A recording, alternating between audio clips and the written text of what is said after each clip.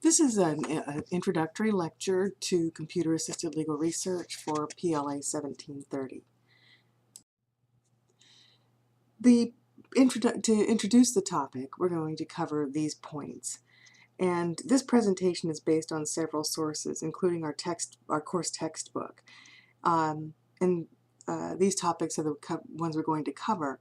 In addition to the course textbook, the very last slide has some references to some other research that I applied in preparing this lecture. So it's not this lecture isn't developed entirely on the textbook. What is computer-assisted legal research, or otherwise known as CALR?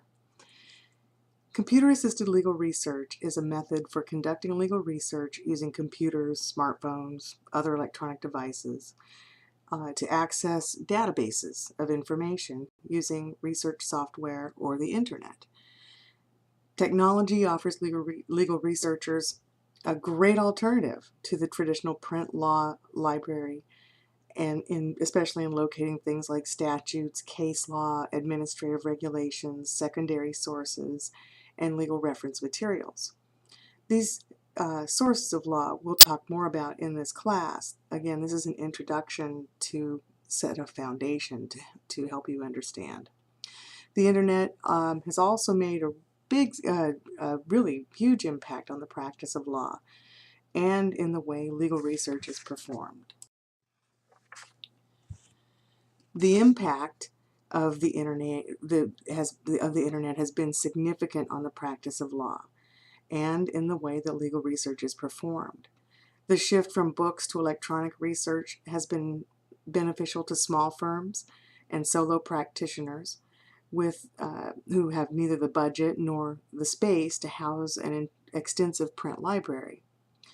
In private law firms and corporate departments, the space to shelve the rapidly expanding and very expensive sometimes print collections is being converted to offices now for attorneys and paralegals who generate revenue for the firm. For law firms with multiple locations and attorneys and staff who access information remotely, the library is now a laptop computer or a different mobile device that has internet access. So a few myths that are uncovered from the research that I want to explore with you a little bit. Myth number one, everything is on the web. Well, do we still need books for legal research if everything is on the web? The research about electronic research shows that the answer to whether we still need books for legal research is an unqualified yes. With everything is on the web, the first myth, that's probably the most pervasive misconception in the world of research. In order to see if that is true, let's take a look at what is available on the free web. The advent of the internet has been a godsend for lawyers, librarians, legal researchers. They're all using the internet for their research work. Statutes and administrative regulations are currently available for federal government and all 50 states. Some materials are available for District of Columbia, Puerto Rico, Guam, and the Virgin Islands. However, life is not perfect on the internet. Not all years are available, and there are differences between states in the amount of material you can find online. I would recommend that you check the Florida Supreme Court and the Florida District Court of Appeals websites, and you'll see that the case opinions available on those sites do not date back to the first days of these courts. Why not? It's economics. The digitizing of items on the web is done by experts, often called taxonomists. There are no longer catalogers doing this type of work. It's more expensive to do this than one would assume. So a highly trained cataloger called a taxonomer is doing the work. Myth number two, everything is available on Lexis or Westlaw. Unlike the free web, CALR systems tend to give you extensive coverage of legal resources. This is true. This is especially true with case law, and but it's often date restricted on free websites. Yet the print collections in a law library provide access to an overwhelming amount of material that has never been placed on Lexis or Westlaw. It's gradually being added. But as you'll see as I move through this lecture, there are some disadvantages to using the computer-assisted legal research in the first place. Myth number 3, computer-assisted legal research is less expensive. Well, this can be true for small and solo practice firms. Housing a law library takes an incredible amount of space. The space needed to shelf the volumes and volumes of case reporters, well, mostly case reporters, they take the most space, can be extremely cost prohibitive. And unfortunately, a local library may not be so close to the office to justify frequent travels there. Nonetheless, the holdings of the physical library space of your local library are hands down the least expensive resource for you, especially when you figure in the web's organization of materials versus the paradigms of the legal publication world, which we're going to talk about a little bit more later in this lecture and as you move through the course. But legal publishers have editors, and they take these case opinions and other research sources, databases, if you will, and they add headnotes and other editorials that save the researcher hours of time. The fourth myth is traditional research methods are slower than electronic methods. This one drives me nuts. It's just not true. The statement is partially true, though. The computer is faster for some tasks, like when you need to cite check a case or statute, which we're going to learn about as we move through this course and in your legal research class. Or when you have a discrete search for a certain word or phrase that you know, by the way, from experience is going to be out there on the internet or whatever paid service you use. Or when you need to find opinions written by a particular judge of a circuit or a district or whatever. But for finding cases that express the right concept, especially the subtle concepts that aren't easy to express in easy word searches, the book research is going to be faster. The strengths of print resources. They have a table of contents. They have indices. They have digests. They have citators. And they have other access tools that are not available in the electronic world. The myths I explained from the previous slide, I can enhance that here. A few things can be kind of logically deduced from that. First, there are times when computerized legal research is better than manual research, as I noted in the prior slide. However, in a report of the results of an ABA survey that was taken from 2007 to 2012, they reported the percentage of attorneys regularly using print materials across firm size. So that means they didn't control for firm size. They just took the whole group of all firms that responded to the survey. Ranged from 39.5% to 62.5%, with an average of 50.2%. So the range of those using regularly the print materials is like 40% to over 62%, an average of 50%. So half of the legal world out there, based on this study, is still using print materials. Why do you think? Because the professionals have experienced the strengths of these items listed in this slide, like the tables of contents, the indices, digests, citators, and other access tools that you're going to learn about in both this class and in your PLA 1104 course. These tools have been developed and refined over decades, and they provide access capability that lacks in the results from an online search query. Although some of these tools, have been loaded wholesale online, they still lack some of the sophistication those print resources have. An example would be really technically to see relationships among provisions of a code, because there's a shared context of a code, If you read a chapter from the Florida statutes, you'll see a shared context of the entire chapter. Instead of just narrowing and whittling down to one statute, you don't see that entire context unless you know to look for it. And often the novice legal researcher doesn't know to look for that.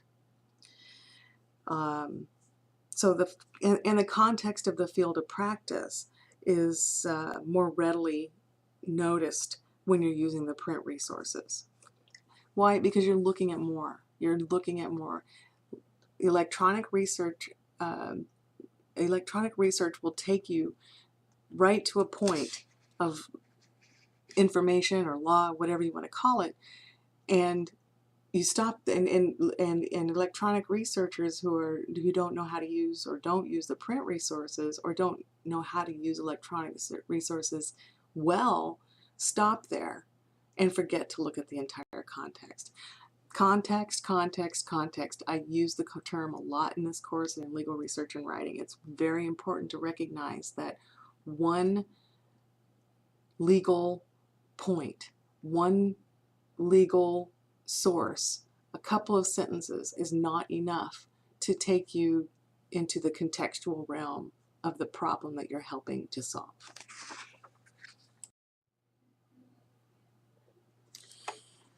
As far as perspectives of the legal profession, this is a very poignant quote. First-year associates are ineffective at legal research because they generally start with an online keyword search, racking up unnecessary billings and online charges while not understanding the context of the results they have retrieved. This information comes from a study done by Thomson West. Thomson West is the publisher of Westlaw Next, in a white paper that they reported in a white paper. The point here is that effective research starts with thorough knowledge of all research sources, both print and online, and a clear understanding of when and how to use each of them. This typically begins with print, primary, and secondary sources, and then you add on with primary and secondary materials, with online primary and secondary materials to expand and enhance the print research results. I have an example, though, of the ineffectiveness of beginning, as this quote is really trying to explain well, is that starting with an online keyword search is not necessarily the best choice. I recall once when I had students do initial research for legal research and writing, I would give them a case scenario and tell them, go to the statute, see what you find. It was pretty much a ad lib type of thing. Go out there, find it, come back, report your results. And the case scenario was on a single family dwelling rental dispute. And so the students came back the next week, and one of the students returned to class with and cited to me this rule of law. She told me that, I don't remember what it was, but I was amazed that the rule even existed. I had never seen it myself. I had researched this particular case scenario before. It was a recycled case scenario. I was so impressed with the words that came out of her mouth, and it just seemed to, the statute that she gave me the verbiage for seemed to completely resolve the case. I mean, I thought I was going to have to shred my case scenario because it was going to be too, how are we're going to finish it up with the statutes? It's going to be over with in this much time, and it's no longer a very good case scenario any longer. So anyway, I asked the student to also give me the citation. That's the location, the identifier of where I can look at the statute that the student found. And she gave it to me, and I went to the statutes, opened them up, print version of course, right there in the classroom. And what the student gave me was a citation to the Uniform Commercial Code. Now, the context of the case scenario was a single family dwelling landlord-tenant dispute. That's it. That was the context of it. And so I would invite you to go back to your textbook for your general law course and learn what the Uniform Commercial Code covers. I don't think you're ever going to find anything in there that handles a single family dwelling landlord-tenant case situation. So this is why when you use online legal research, and as noted in the previous slide, where you need to understand the context of things, you have to orient the problem within the context. Running a search online or and even in paper, but when you're online, it's easy to forget the overall context of the rule of law that you find. And you're going to spend a lot of time spinning your wheels in online research if you let that be your normal approach. So, what does it all mean? What does this mean in terms of legal research? It's important to integrate online and print resources. CALR isn't intended to replace print or manual research. It actually, print and manual research is extremely effective. Also know that if you think in terms, when you're doing any kind of research, if you're in the print world, you're going from shelf to shelf in the library. You might go to a stack of books that are statutes. You might go to a stack of books that are digests. You might go to a stack of books that are reporters. These are different databases in print form. And when you're electronically searching for rules of law or primary or secondary forms of law, which is commentary about the law, you have to realize you need to recognize that database-wise in the online world, you may need to go from stack to stack in the online environment. And I know from experience that using both the print and the electronic resources for your research will strengthen your research and analysis skills. All right, they will strengthen it. One approach is not better than the other approach, and to add strength to your research and analysis skills is the goal. When should you use online legal research? I took these points straight from one of the books a book on legal research and writing that I really like by Carol Bast and Margaret Hawkins, and it is on its 5th edition now. These are points that help you sit down when you're trying to make the decision of whether to use online legal research or print legal research. Know that you need to have current law. It's very critical in the law. The law is not static. The law will change all the time. And sometimes you can't find a comparable print resource. So if that's unavailable in print, you need to use online, obviously, because there may not be another location for this information or rule of law that you need. When you find that you're in a new and emerging area of law, or the law involves factual areas that involve a current event, you want to possibly use the online legal research method, because that permits you to find more current information. And when an online version is easier to use than the print version of research, of course, you want to do what's easier, because one of the objectives of research is to be efficient as well as effective. When you're researching facts, persons, or entities that can't be described that can be described very specifically, it's easy because you have discrete. If you can have a discrete search that's fairly predictable, then you would want to use online legal research.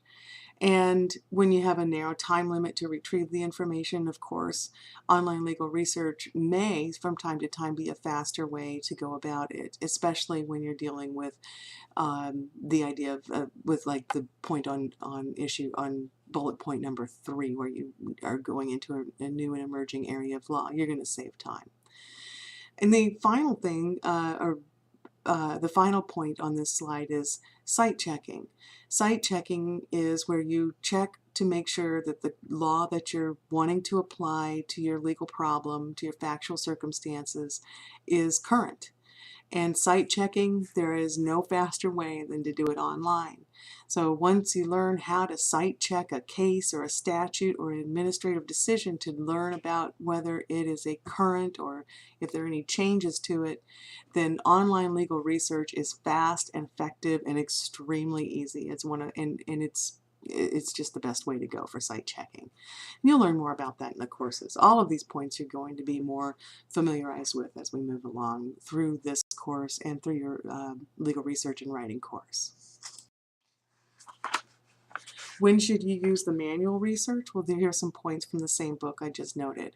When you research older materials or historical data that haven't been uploaded to the internet somewhere or in an online database or a paid database, obviously you need to do this manually, and this is not uncommon when it's really older materials you need. The author Carol Bast and Margaret Hawkins also recommend when you're dealing with procedural or evidentiary question of law. I think that makes sense because of the contextual nature of procedures and evidence, and that procedural law tends to use terms that are used in everyday use. For example, the term complaint is a procedural word. A complaint initiates a lawsuit, and procedurally, if you were to look for do a search that uses the word complaint, you would have a really hard time not coming up with a lot of results. If you know nothing, the third point, if you know nothing about the area of law or the subject you're researching, manual legal research is very effective. Studies show that attorneys do find that secondary sources such as treatises and legal encyclopedias are much more friendly in the manual legal research environment because of the way they're designed and how they provide the information. A print source is also sometimes preferable to an online version. In what they're trying to say here, I believe, without their own expansion, but some things are just easier to use the print source with because they have the table of contents in them. This was mentioned in an earlier slide. They're just easier. So the information is easy. It's easier to do the research in a print source. I find that the statutes of Florida, for example, is perfectly. It is so much easier in the print source than it is online. The next point, information that's not available from a reliable online source. All right, so this looks to information literacy. You must use reliable sources. It's very easy online to find too much and a lot that is not even reliable anymore. The next point is if you find too much or irrelevant information using online research sources. Next, establishing a general knowledge of an area of law. They are referring to secondary sources, which is described in the next lecture. And the secondary sources like encyclopedias, which I mentioned earlier, are much more friendly in the paper environment. When you're exploring complex concepts and legal theories, if it's complex and you run a search, you end up with very distilled information, and you don't see the entire concept as a whole.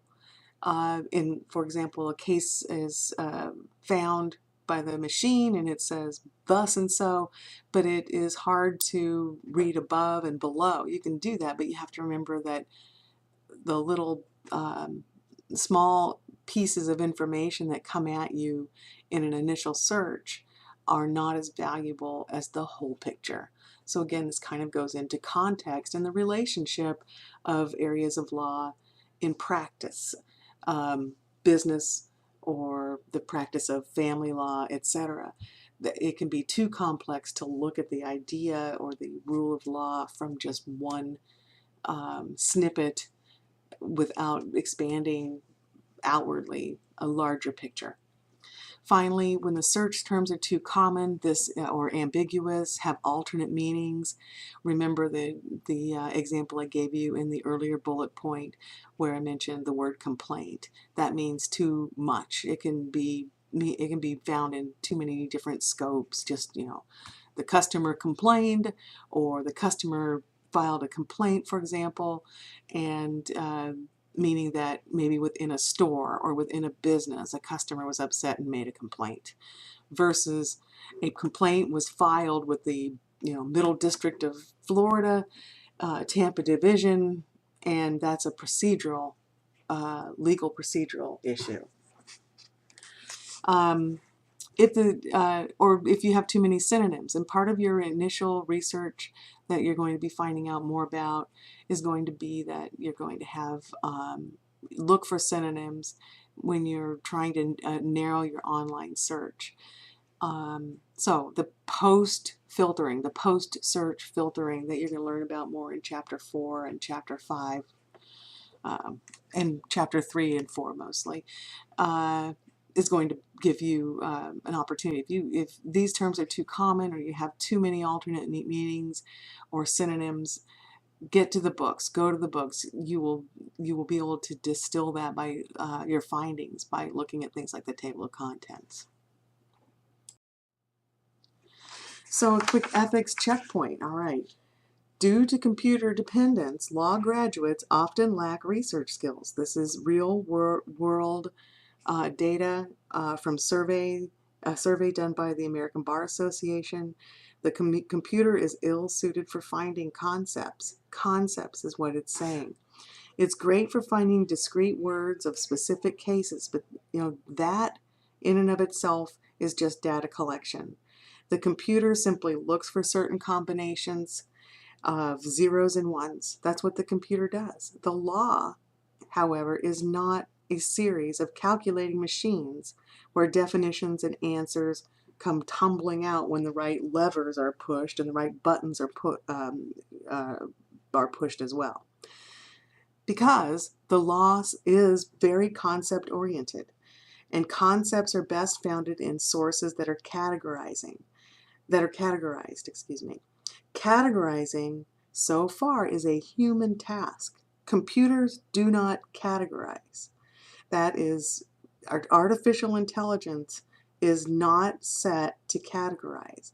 It can organize by subject, etc., but categorizing is not a computer ability. It just isn't. Things like digests, which are a method of finding case law, and they're available on LexisNexis and Westlaw Next, but using them correctly is another story, and it's best learned on paper. And because of this concept-oriented approach, realize that the law books are set up to resemble law school in terms of how law school is organized. Property is an example. A larger topic of property is covered in things like digest finding tools. So the other thing, what else? Computers cannot think in analogies. In its search for the zeros and the ones that you ask for it to search for, the computer won't uncover the link between analogous concepts, meaning that I'm researching a set of facts that happened in, Florida somewhere, and I'm looking for a case that's analogous so that I can tell the court that it is required to follow that. It's mandatory, that it's controlling, that the court has to follow it. And the computer can't do that. It takes a thinking legal professional to do that type of thought. All right. So the primary takeaway in conclusion for this lecture is to help you, the student, recognize that there are great strengths in both print and electronic research. Differentiating between the strengths and benefits, like driving a car, is learned behavior. You will get the keys to the city, and what I mean by that is the Westlaw Next passwords are coming. But pay attention to the print researching skills you'll learn in this class. I hope, if nothing else, to help you with this course to get familiar with how to use electronic research sources, because I know, and I know because studies tell me, you will likely head to the electronic sources first. I just know that. The over-reliance, however, on electronic resources can be dangerous and seriously impact your learning of analytical reasoning, categorizing, analogizing, conceptualizing, etc., etc. I hope you take this advice seriously. If you want to learn more about the research I've relied on in this lecture, the next slide includes some peer-reviewed research sources. All right, so that's it. It is. Here are the peer-reviewed research sources that you can certainly take a look at. I recommend that you do that, looking at research to see what is working and what is not, or what the best practices are is going to benefit you. All right, that's it. Thank you so much.